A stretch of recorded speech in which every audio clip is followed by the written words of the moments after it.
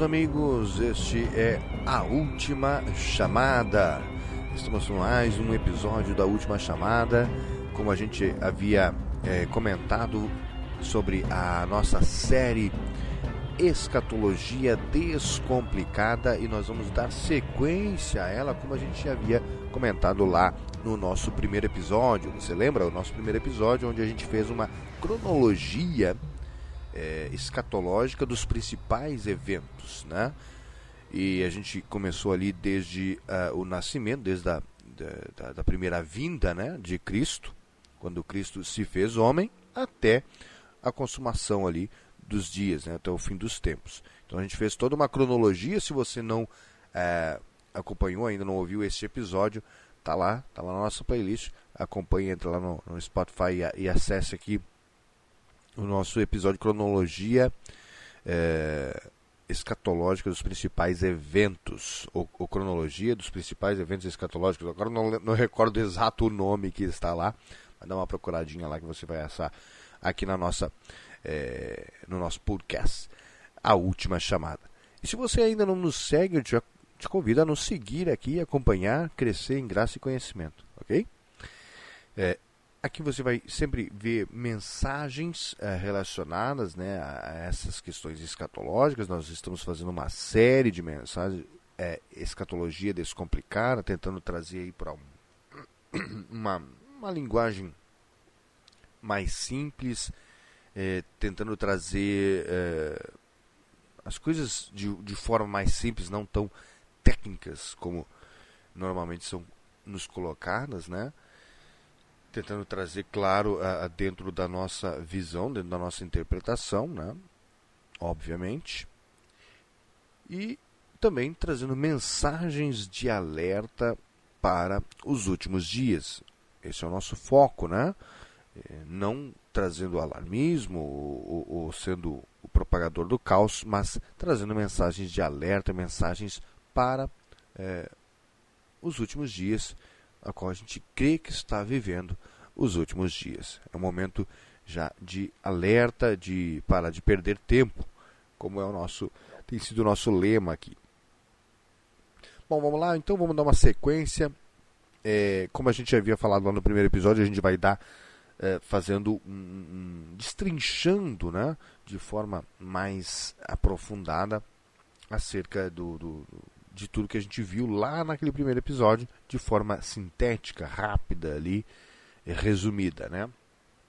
E nós vamos iniciar pelo livro do profeta Daniel, que fala sobre eventos proféticos, eventos escatológicos do fim. E nós vamos fazer uma leitura, né, de todo o livro, e vamos dividir ele pelos capítulos e fazer episódios, né, separados. Então, que nós vamos nos atentar apenas aos capítulos proféticos. Os históricos ali nós vamos pular e vamos deixar aí uma ótima dica de leitura para você, tá bom? Mas nós vamos iniciar então pelo capítulo 2 de Daniel, tá? Onde ele interpreta o sonho do rei Nabucodonosor. É uma história super conhecida, a estátua da qual Nabucodonosor sonhou, um sonho que o nosso próprio Deus deu a Nabucodonosor, e ele leva lá para os seus magos fazerem a interpretação, e acaba que os seus sábios, né? Bom, a gente vai contextualizar tudo isso, mas antes antes da gente ler, inclusive, eu só preciso te colocar dentro do cenário em que Nabucodonosor se encontrava, que era, ele estava ali num momento ali, vamos dizer assim, de crise existencial. Não era crise do seu reino, não, nada disso. Era crise existencial. Para quem eu vou passar o meu trono, né? Quem vai me suceder? Qual o império vai me suceder? Como vai se sustentar o meu império? Enfim, ele estava com essas crises, com esses pensamentos, e é neste cenário que ele recebe o sonho do nosso próprio Deus. e ali estava Daniel, e com certeza foi uma obra de Deus para que o próprio Daniel fosse interpretar, assim como aconteceu lá com José no Egito, se repete agora com Daniel, para que Daniel ficasse conhecido e exercesse influência sobre o rei, né? Estou gravando aqui de manhã cedo, estou tomando um cafezinho junto aqui. Então, o capítulo 2, então, do livro de Daniel, uma das histórias mais conhecidas, um dos fatos mais importantes e conhecidos que a gente, como eu já disse, tem vídeos à riveria aí no YouTube, falando aí justamente, e várias pregações, com certeza você já ouviu, sobre o famoso sonho do rei Nabucodonosor e a sua interpretação por Daniel, que é a estátua, né? Vamos lá, vamos contextualizar. Então, Nabucodonosor, o rei da Babilônia, ele tem um sonho que o perturba profundamente. Ele deseja entender esse significado do sonho, mas não consegue. Se lembra, na verdade ele não consegue se lembrar dos detalhes, já começa por aí, tá? Ele chega a dizer ali que foge à memória os detalhes. Aí ele chama os seus sábios lá, os magos, né? Os encantadores, os astrólogos lá, para que não só revelem o sonho, mas também deem uma interpretação. E era algo comum, viu, isso, tá? Lembra, quando Jesus nasceu, veio lá da Pérsia, né? Os chamados reis magos, né? Que interpretaram sinais do céu e foram até presentear Jesus lá. Ok? Lembra disso, né? Então, o pedido do rei Nabucodonosor exige então que seus sábios revelem tanto o conteúdo quanto a interpretação do sonho. Eles protestam dizendo que ninguém na terra pode cumprir tal exigência e que só os deuses poderiam fazer isso. O rei, furioso com a incapacidade dos sábios, ordena que todos os sábios da Babilônia sejam executados, incluindo Daniel e seus amigos. Então, tem um momento ali de fúria. Aí, quando Daniel fica sabendo aí desse decreto, né, ele pede tempo ao rei para buscar a revelação do sonho e sua interpretação. Né? Vai orar a Deus, então. Então, Daniel e seus amigos... lembra dos amigos de Daniel? O Ananias, Misael e Azarias, que ficaram mais conhecidos como Sadraque, Mesaque e Abdinego, porque a Babilônia, além de mudar toda a cultura, a língua deles, ainda mudou o nome deles, né? Então eles oram a Deus pedindo misericórdia e revelação. Durante a noite, o mistério é revelado então a Daniel em uma visão. E Daniel vai até Nabucodonosor e antes de revelar o sonho deixa claro que não é por sabedoria própria, mas pelo poder do Deus Altíssimo que ele pode fazer isso. E aí Daniel começa a descrever o sonho então. Tá bom? Só contextualizando. Tá tudo escrito lá no capítulo 2, você faz a leitura depois aí com mais tempo. Vou tomar um golinho de café. Bom, vamos lá. Então, Daniel viu então a estátua. Nabucodonosor viu uma grande estátua com cabeça de ouro, peito e braços de prata, ventre e coxas de bronze, pernas de ferro e pés com parte de ferro e parte de barro. Só que eles não se misturam, né? Se misturam ali por intermédio de aliança, de casamento. E, por fim, uma pedra cortada sem mãos, sem auxílio de mãos, que atinge a estátua nos pés, destruindo-a completamente. A estátua se torna como palha ao vento e a pedra cresce e se torna uma grande montanha que enche toda a terra. Bom, a interpretação que Daniel, né, teve, ele explica a estátua, o que ela representa, né? E para Nabucodonosor ele começa dizendo ali então sobre a cabeça de ouro. E aí ele diz que representa o Império Babilônico, governado por Nabucodonosor. Então a cabeça daquela estátua era de ouro fino. Olha só que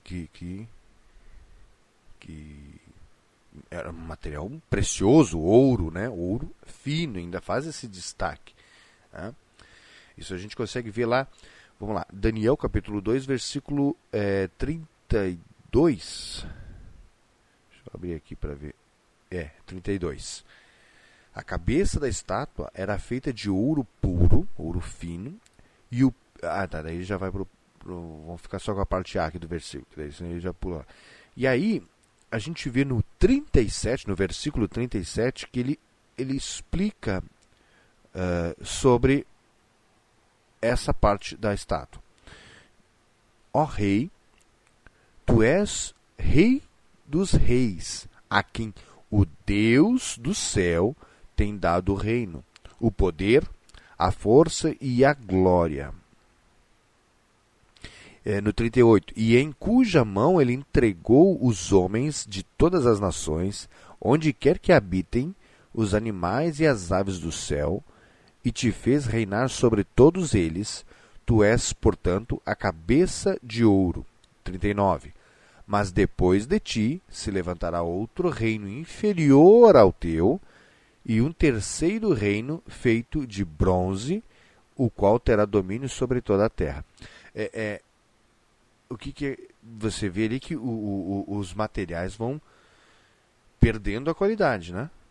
Começa com ouro, vai para prata, inferior. Lembra aí nas Olimpíadas, quando ganha as medalhas, o terceiro colocado fica em bronze, o segundo colocado com prata e o primeiro colocado com ouro. Então os materiais vão perdendo a sua qualidade, né? São um metal mais nobre, o ouro, aí depois vai inferior a prata, inferior o bronze, inferior o ferro, e ainda mais inferior o ferro fundido com o barro, né, misturado com o barro. E esse período babilônico, período da Babilônia, que era o império ali do Nabucodonosor, a cabeça de ouro, foi um período que durou. Lembra que antes de Cristo a gente vai em ordem decrescente, né? Vai diminuindo. Então ele durou de 605 a 539. Esse foi o período do Império Babilônico antes de Cristo, ok? Aí veio então o peito e os braços de prata, tá? Que representam um reino inferior, identificado historicamente como o Império Medo-Persa. Tá? E aqui tem um detalhe muito importante, que também você vê que ele também descreve ali junto, quando ele vai falar no 32 ali, a cabeça, a estátua era feita de ouro puro, e aí já na sequência ele já fala desse segundo que o peito e o braço eram de prata. Bom, período dos Medo e Persas foi um período que durou ali de 539 a 331 a.C. E como o próprio Daniel já no descrever já fala ali, né, na interpretação ele já fala, e ali no 39, e depois de ti se levantará outro reino inferior ao teu. Mas e por isso o fator importante, né, da imagem, que legal seria se a gente tivesse a imagem aqui, mas em breve nós vamos estar aí com imagem também, trabalhando no YouTube junto com vídeo, porque se você pudesse ver a imagem, você vai ver que ela está com os braços cruzados, sabe? E nós não temos a imagem aqui, mas você pode entrar no Google aí Se você estiver nos acompanhando no conforto de casa, né, no telefone, aí, no celular, entra aí no Google aí, bota aí nas imagens ali estátua de Daniel ou estátua Nabucodonosor, que aí já vai aparecer. E aí você vai observar que ele está com os braços cruzados. E isso não está descrito ali na interpretação, mas a gente interpreta como sendo dois, até porque isso não tinha acontecido ainda, né? Tá? Era algo profético para a frente. Do tempo ainda de Daniel, Daniel chegou a viver, né, sobre o Império Medo-Persa, quando era Dario, Ciro, Dario, mas ele, naquele momento, ele não podia dizer Medo-Persa, porque a gente vai ver isso depois mais para frente, nos capítulos posteriores, no 7, no 8, que ele identifica, mas na verdade ele identifica tanto os medos quanto os gregos lá depois, mas só a Roma ali que ele ainda não tinha identificado. Mas o que acontece? Ele não pôde dizer, porque não foi revelado para ele e ele não tinha vivido aquilo ali ainda. Mas os braços cruzados representam que são dois impérios que reinam juntos, cruzados, aliançados. Os dois reinam juntos. Tanto os medos quanto os persas reinam juntos neste segundo período. Por isso, os braços cruzados. E isso é um detalhe importante, porque depois nós vamos entender, lá quando chegarmos no ferro, outro detalhe importantíssimo, que talvez vai mudar um pouco a concepção do que você sempre ouviu. Eu confesso que eu não vi ainda esses videozinhos de YouTube aí, eu não vi ainda ninguém falando nesta linha, tá? Bom, vamos, e se tiver, amém, glória a Deus, mais gente aí espalhando conhecimento. Vamos lá. Vamos dar sequência aqui. Aí vem o ventre e as coxas de bronze, que representam um terceiro reino, que a gente identifica como o Império Grego, que é o período ali do bronze, que a gente durou entre 331 a 168, 168 antes de Cristo. Tá? No 32 ele também descreve: e seu ventre e suas coxas de cobre. E lá no 39 ele também fala: e um terceiro reino de bronze, o qual dominará sobre toda a terra. Claro que sobre toda a terra naquele período. E aí é a grande ação ali, conhecidíssima, né? Já teve até filmes, além dos livros, contando, de Alexandre o Grande. As conquistas de Alexandre o Grande, que foram conquistas rápidas, velozes, foi um conquistador rápido, eficaz, e espalhou o Império Grego de forma rápida. E conquistou ali, inclusive, Jerusalém e tudo mais. Só fazer um adendo aqui, Nabucodonosor tinha, ele foi, quando levou o povo cativo, quando invadiu, ele destruiu lá o templo, né? A primeira destruição do templo, o templo que era o templo de Salomão aqui, foi Nabucodonosor. E levou os jovens cativos ali e tudo mais. E aí a reconstrução do templo se dá no período do Império Medo-Pérsia. Medo-Pérsia. Com o decreto de Artaxerxes, que autoriza a reconstrução do templo, a reconstrução do muro, das fortalezas, da cidade, enfim. E Alexandre o Grande, ele já é diferente a situação, porque daí o próprio Deus diz para que não resista, que não era para resistir ao Alexandre e que era para, inclusive, recebê-lo com honrarias. Perdão. E assim é feito. Alexandre é recebido com honrarias. E o próprio Alexandre tem também um sonho ali no dia anterior à invasão de Jerusalém. E quando chega para invadir Jerusalém, ele fala para os seus soldados, para os seus generais, baixem as espadas, porque aqui não vai ser preciso lutar.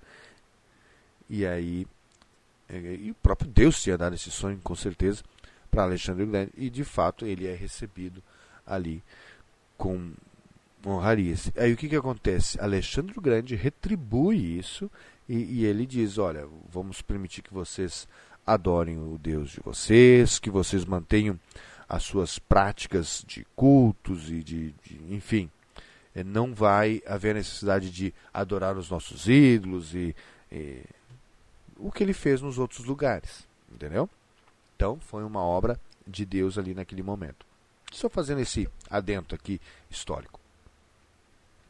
Vamos lá, vamos dar sequência.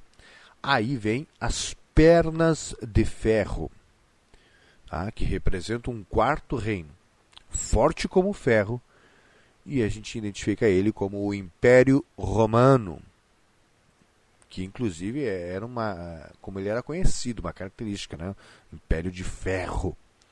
Olha só, o apelido do Império Romano era Império de Ferro, fazendo total alusão à visão que recebera Nabucodonosor, interpretada por Daniel.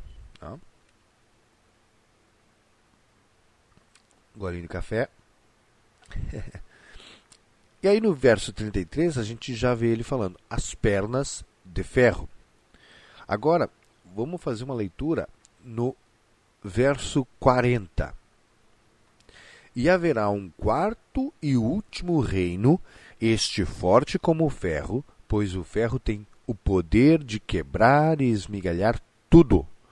E assim como o ferro despedaça tudo, também ele destruirá e reduzirá a pedaços todos os reinos do mundo. Olha isso. É a descrição exata do que foi o Império Romano. Né?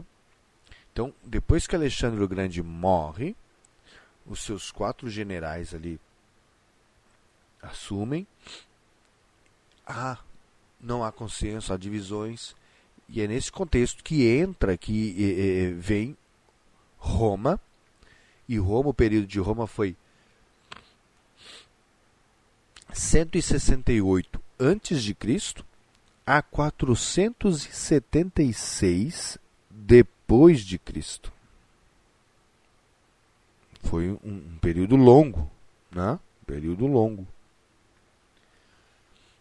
Agora, olha isso aqui.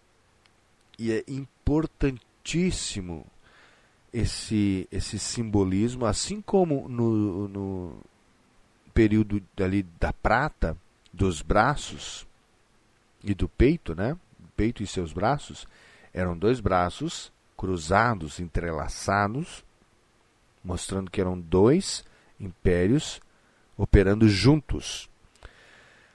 Nas pernas de ferro, nós vemos 2 pernas separadas.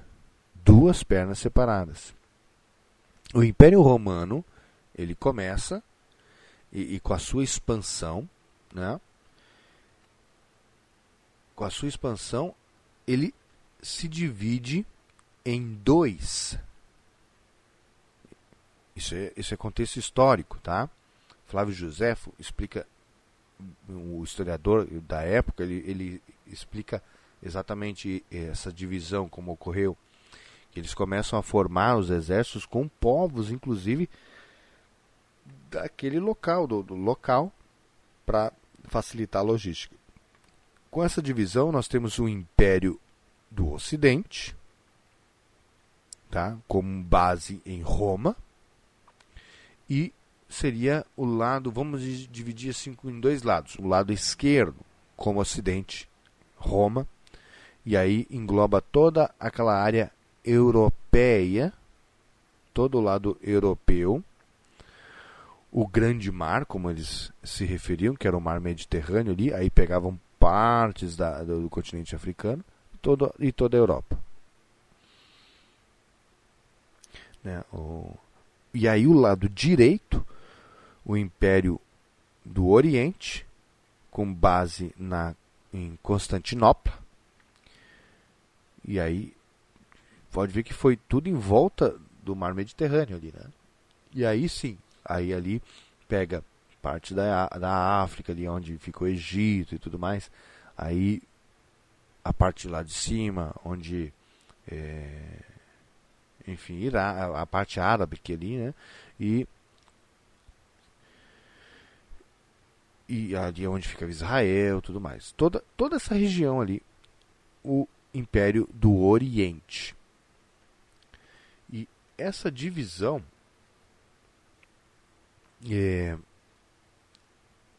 nos chama a atenção porque foi justamente o que ocorreu ao longo da história, né? Fazendo uma clara evidência da visão que Daniel teve do período romano. E o detalhe é que isso vai dar depois origem, tá, a uma outra divisão, quando a gente parte para os pés, que é o ferro e o barro. No verso 33, ali ele continua, né? Quando ele fala as pernas de ferro, aí na sequência ele diz: e os seus pés em parte de ferro e em parte de barro. Tá? Agora aqui, ó, o verso 41. Como viste, os pés e os dedos eram de parte de barro e em parte de ferro. Isso quer dizer que será um reino dividido, mas mesmo assim terá um pouco da força do ferro, embora tenhas observado o ferro misturado ao barro lamacento. Vamos lá no verso 42. Assim como os dedos eram em parte de ferro e em parte de barro, também esse reino será em parte forte e em parte frágil. E como viste, o ferro estava misturado à lama, isso significa que se buscarão fazer alianças políticas por intermédio de casamentos, mas a união decorrente dessas alianças e acordos não se firmará, do mesmo modo que o ferro não consegue se misturar com o barro. Que revelador que é isso aqui, né?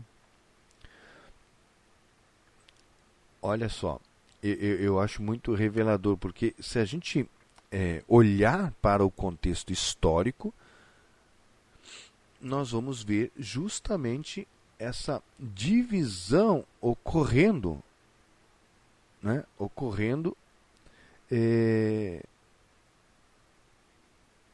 ao longo da história. O que eu quero dizer?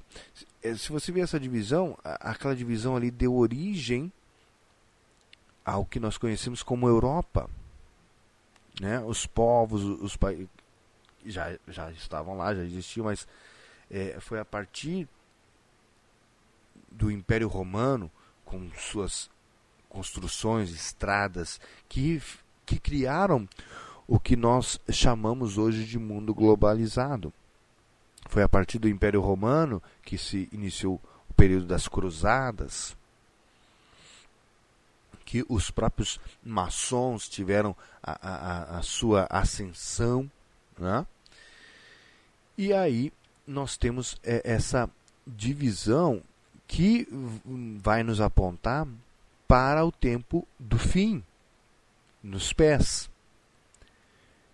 E aí eu chamo a atenção que esses 10 reinos, que são citados também em outras visões de Daniel, assim como também em Apocalipse por João, né, o Daniel, os 10 chifres, as 10 coroas, enfim, que representam os 10 reinos que vão se levantar, que vão estar com aliança. Inclusive Apocalipse fala que é por um curto período de tempo, ali por 1 hora. Está entendendo? E como que vai se dar essa divisão? Não são 10 reinos da Europa, 10 líderes da Europa. Que lembra, nós estamos com o reino dividido. O Império Romano está dividido entre Ocidente e Oriente. E aí nós temos o quê? 5 dedos em um pé, 5 dedos em outro pé.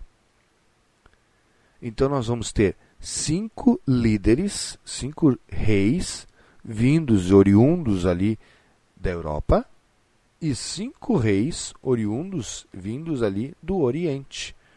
Oriente Médio. Oriente Médio. Conseguiu entender a visão? Essa é que era a parte reveladora que eu disse que eu não vejo muita gente comentando sobre, e é como eu creio que está nos apontando essa revelação.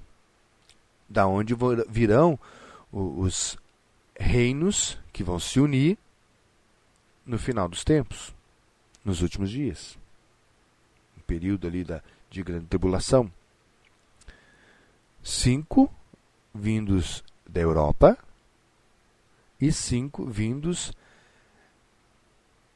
da Oriente, né? Agora, vamos lá. Vamos dar sequência. Na visão, ele enxerga uma pedra que destrói a estátua, né? E essa pedra representa o reino eterno de Deus, que será estabelecido e nunca será destruído, por intermédio do nosso Senhor Jesus Cristo.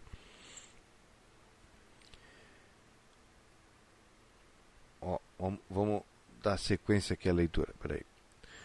44. No entanto, na época do governo desses reis, o Deus dos céus estabelecerá um novo reino que nunca será destruído e que também não será dominado por nenhum outro povo. A soberania desse reino jamais será transferida a nenhum outro povo. Todavia, este novo reino destruirá e exterminará todos esses outros reinos e substituirá para todo o sempre. E 45. Portanto, esse é o significado da visão da pedra que soltou de uma montanha, sem o auxílio de mãos, pedra que, mediante um só golpe, fez em pedaços o ferro, o bronze, o barro, a prata e o ouro. Deste modo, o Deus Todo-Poderoso mostrou ao rei o que acontecerá no futuro. O sonho é verdadeiro, faz sentido e a interpretação é absolutamente fiel. Em 46 ele diz assim: assim que acabou de ouvir essa revelação, o rei ajoelhou-se com o rosto rente ao chão, reverenciou Daniel e ordenou que trouxesse imediatamente uma oferta de cereais e incenso. E em seguida o rei dirigiu-se a Daniel e declarou: verdadeiramente o vosso Deus é o Deus dos deuses, o Senhor dos reis e o revelador de todos os mistérios, pois fostes capaz de interpretar o mistério destas minhas visões. Então o rei exaltou Daniel e lhe deu muitos e valiosos presentes, e o designou governador de toda a província da Babilônia, e também o fez chefe principal de todos os sábios da Babilônia. Olha a similaridade aqui com o que aconteceu com José, né? Além disso, o pedido de Daniel, o rei nomeou Sadraque, Mesaque e Abidnego administradores da província da Babilônia, enquanto o próprio Daniel permanecia na corte do rei.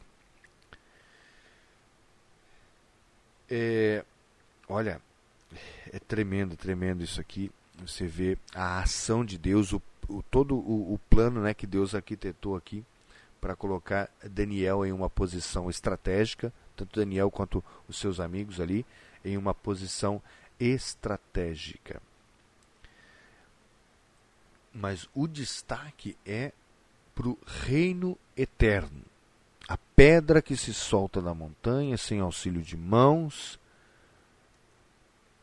que a gente vê ali no verso 34, que destrói todos os outros reinos para vir no domínio eterno.